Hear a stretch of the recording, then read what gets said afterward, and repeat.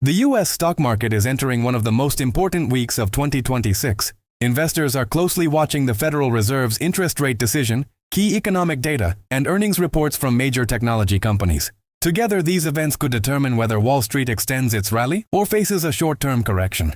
Markets widely expect the Federal Reserve to keep interest rates unchanged. However, investors will focus on the Fed's outlook for the coming months. Any indication of future rate cuts could support equities, while a more hawkish tone may increase volatility across the major indices.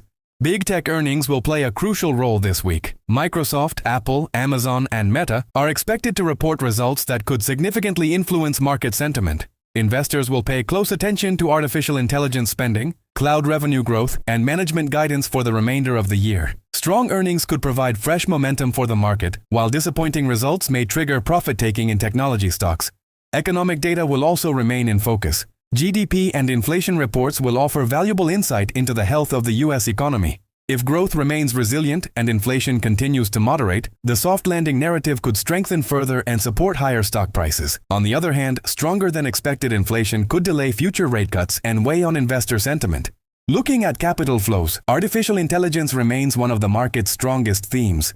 Technology continues to attract significant investment, while energy, industrial, and defense sectors have also seen growing interest in recent weeks. This broadening participation may provide additional support for the overall market.